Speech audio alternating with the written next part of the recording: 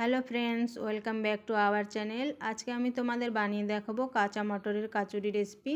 তো সেই জন্য দেখো এখানে আমি নিয়ে নিয়েছি কিছু মটরটা আমি ভালোভাবে ধুয়ে পরিষ্কার করে নিয়েছি। এখন একটা মিক্সি জারে মটরগুলো দিয়ে দেব, আর এর সঙ্গে দিয়ে দেব কয়েকটা কাঁচা লঙ্কা, আর দিয়ে দেব এক টুকরো আদা, আর দিয়ে দেব কয়েক কলি রসুন।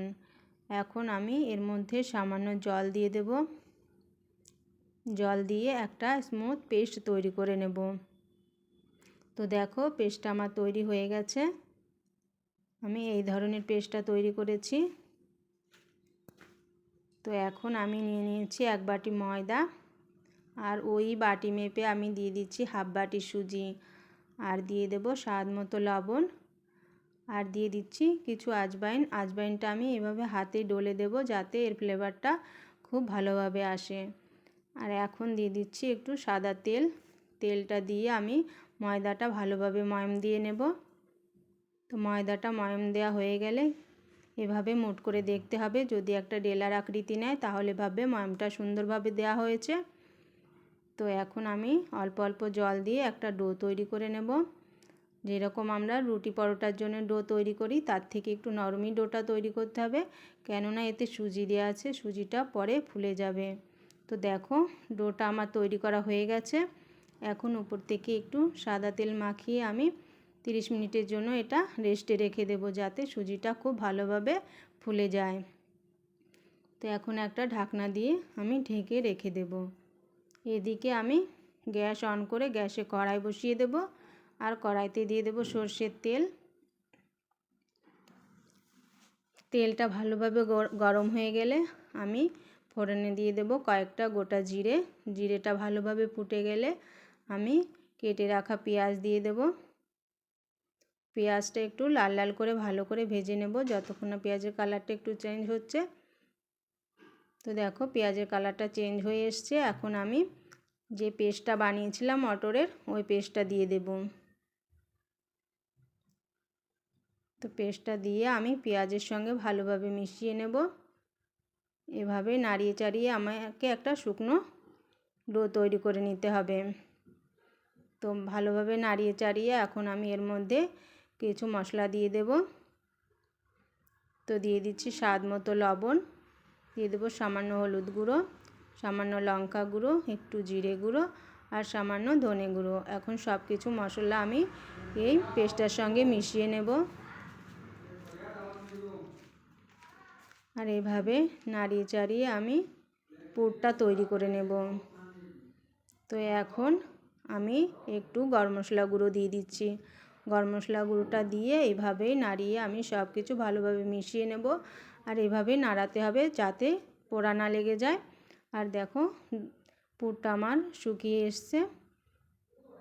তো এভাবে নাড়িয়ে চাড়িয়ে আমি পুরটা তৈরি করে নিয়েছি। এখন গ্যাস বন্ধ করে পুরটা একটা পাত্রে নামিয়ে নেব, আর একটু ঠান্ডা করে নেব।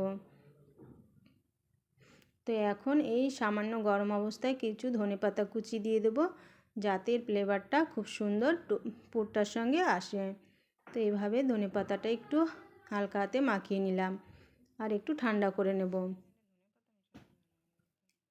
তো দেখো এদিকে আমি যে ময়দার ডোটা বানিয়েছিলাম, ডোটা খুব সুন্দরভাবে সেট হয়ে গেছে। এখন আরেকটু হাত দিয়ে ভালোভাবে মাখিয়ে নেব, আর এর থেকে আমি ছোট ছোট লেচি কেটে নেব। যেরকম আমরা পুরি কিংবা লুচি বানাই তার থেকে সামান্য একটু বড় করে, আর এইভাবে হাত দিয়ে আমি একটু গোল করে নিচ্ছি। আর এভাবে হাত দিয়ে দেখো একটা বাটির শেপ করে নিচ্ছি। আর এখন যে আমি কাঁচা মটরের পুর তৈরি করেছিলাম, ওর থেকে একটু পুর নিয়ে এই বাটির মধ্যে আমি দিয়ে দেব, আর ভালোভাবে হাত দিয়ে মুখটা বন্ধ করে নেব। তো দেখো ভালোভাবে আমি মুখটা বন্ধ করে নিয়েছি, আর হাত দিয়ে এভাবে একটু চেপে একটু সামান্য বড় করে নেব। তো দেখো এইভাবে বানালে পুরটা ফেটে বাইরে বেরোবে না, আর এভাবে হাত দিয়ে একটু চেপে চেপে আমি পাতলা করে নিলাম। তো দেখো একটা আমার বানানো হয়ে গেছে, আমি আর একটাও বানিয়ে দেখাচ্ছি তোমাদের। এভাবে বাটি শেপ করে নিয়েছি, আর একটু পুর নিয়ে এই বাটিটার মধ্যে দিয়ে ভালোভাবে মুখটা বন্ধ করে নেব। তো বন্ধুরা একবার তোমরা এভাবে ট্রাই করে দেখো, খুবই ভালো লাগে খেতে। এইভাবে বানালে কচুরিটা খাস্তাও হবে আর খেতেও খুব টেস্টি হবে।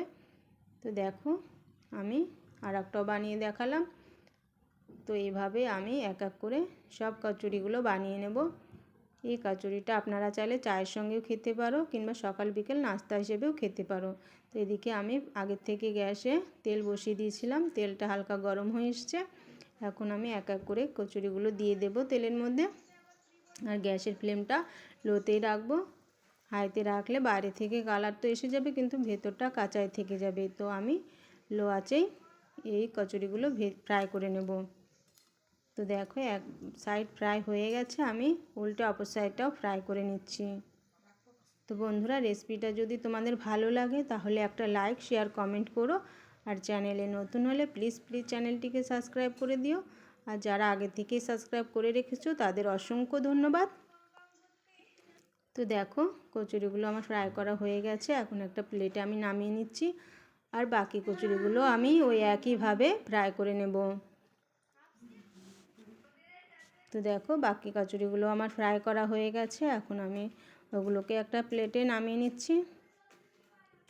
তো বন্ধুরা দেখো কচুরিগুলো কতটা ফুলকো ফুলকো হয়েছে। তো তোমরা একবার বাড়িতে অবশ্যই এইভাবে ট্রাই করে দেখো। আর ভালো লাগলে একটা লাইক শেয়ার কমেন্ট করো। চ্যানেলে নতুন হলে প্লিজ চ্যানেলটিকে সাবস্ক্রাইব করে দিও। তো আজকের মতো এখানেই শেষ করছি। দেখা হবে নতুন কোনো রেসিপির সঙ্গে। সকলে ভালো থেকো, সুস্থ থেকো, নমস্কার।